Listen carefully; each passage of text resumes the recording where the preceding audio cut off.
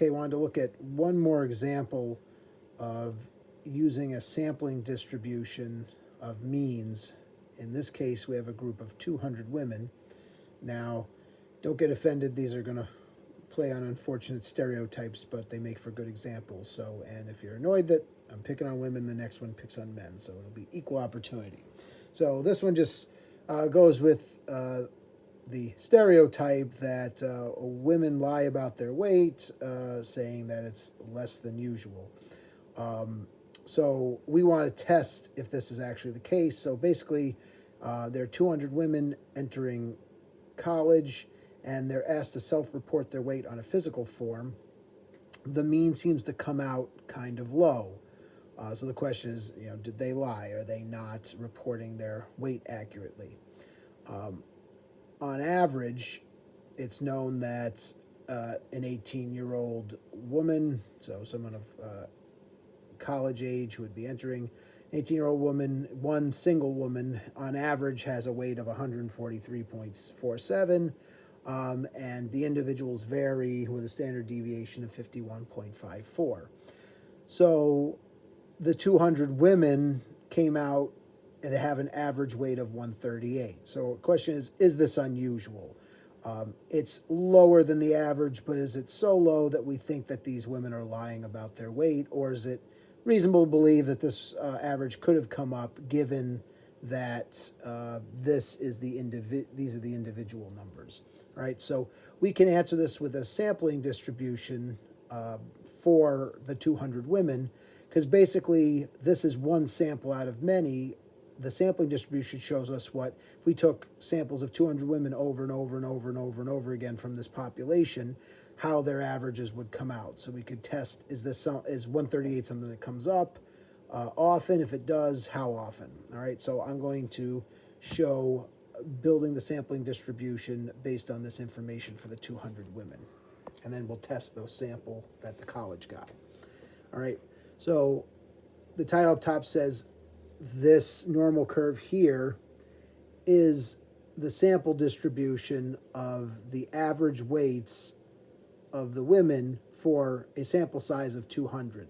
So basically, if I took a sample size of 200 over and over and over again, I would expect this mean, and then I need to see how likely I am for this to be the mean of the 200 of them. So now notice the different numbers. I have the individual numbers up. This is this mu, that's the weight of an individual woman. Sigma is the standard deviation for the weight of women. So this is the average of the weight of a woman. This is how much I expect that to vary from this number from individual to individual. Now the notation gets a little trickier on this part because I don't want the normal curve for one woman. I want the normal curve for a sample of 200 women. So the mu of the x bar, this means what would the average of all my samples size of 200 be? Well, the average of the samples should come out as the population average. So that number's the same. If I kept taking sample sizes of 200, I would find that most of the samples came out around here. If I averaged all the samples together, the average of my samples would be the average of my population. So my sampling distribution centered at that number, 143.47. But now since I'm grabbing 200 women as a group instead of one woman, the standard deviation for the averages is less than the standard deviation for an individual. So an individual varies 51.54 pounds. A group of 200 women is not going to vary that much. It's going to vary by that divided by the square root of 200. So a group of 200 women will only vary, their average together will only vary by 3.644 pounds. So now this allows me to make the sampling distribution. So for 18-year-old women, if I take a group of 200 of them, I expect the average to be this, 143, but it's not unusual for, within one standard deviation, for it to deviate by about 3.6 pounds. So this, along with the fact it's normally distributed, allows me to test the average for the 200 women came out as 138. How likely is that to happen under this scenario, that or something rarer? Well, I can get a z-score, basically take the average of the 200 women, the expected average of 200 women, and how much they vary, their standard deviation, and I see that I get a standard deviation of negative 1.501. Now, from what we know, standard deviations, that's not really that unusual. It's on the low side, but it's not low enough to be shocking. But to be a little more professional with it, I want to make sure that I, get the likelihood as a percentage. So I found the z-score. I did normal CDF. Now I want to know what's the chance of something like that or more extreme. So something less than 138. So I went from negative 9999 to the z-score for the 138, which was negative 1.501. And I got about 0.066, or as a percent, about 6.6%. So what that tells me is if I kept taking sample sizes of 200 women and from this population, weighed them and took their average, how often would I get a result of 138 or lower? It would happen 6.6% of the time. Now, that's not, it's low, but it's not really unusual. So that's what it says over here. So even though it's a little on the low side, it doesn't happen often. It's not so unusual that it doesn't happen at all. So basically, since this happens often enough, we're not going to accuse the women of lying about their weight.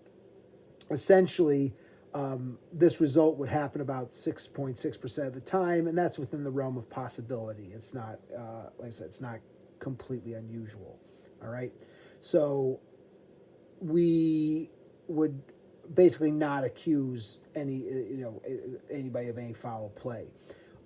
So now realize once again, like with a test, normally the test cutoff would be maybe at about 5%. So even if we were doing a standard kind of hypothesis test on this, it wouldn't be enough for us to reject the null hypothesis, which would have been that the women weren't lying. That would have been the normal state of affairs. All right. So by pretty much all measures, we'll accept that that these weights were most likely accurate. We might be wrong, but there's no reason to pursue it anymore. We'll just trust these people. Now, that's another example of using the sampling distribution to test a claim. Now, I said I would be equal opportunity, so we picked on the women and their weights. Now it's time to pick on the men. Well, we all know the stereotype is men like to lie about their height, right? For some reason, men seem to think, oh, I want to be taller or whatever. I literally had a friend. He was my height. He was about 5'8", and he had to put on his license that he was 5'10 and a half, and he'd wear big, thick boots all the time and try to be taller than he was. It was really stupid. So anyway, so once again, don't get offended, but stereotype for men is that they're going to lie about their heights. So in this example, there are 100 men.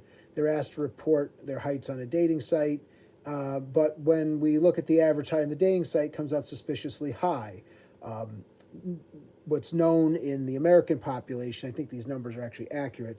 In the American population, the average man is 5 foot 9.1 inches, and the standard deviation for an individual man is 2.9 inches. The heights of men are just like the weights of women. Even the individuals are normally distributed. So a group of men is definitely going to be normally distributed. So basically, we have 100 men here. They come out not with an average height of 5'9", but their average height comes out as 5 foot 10.2 inches. So is this mean suspect? Meaning, do we think that the men are lying about their heights? In the last example, we found that the female result didn't come out often, but it wasn't rare enough for us to question them. In this case, see if the male heights are under the same condition. Is this high enough where we think that there's foul play and that they're lying, or is it high but within the realm of possibility that we get this kind of result from this kind of population? So try this second example once again on your own, and the last video will contain the solutions to both the problems I asked for you to do on your own, so you can see how you're doing. All right. So this is basically an introduction to sample means, and then we'll start doing inference. Basically, we'll look at different kinds of confidence intervals and tests using means instead of proportions. All right, so check out the last video with the answers, and then look out for the next video on actually doing inference with sample means.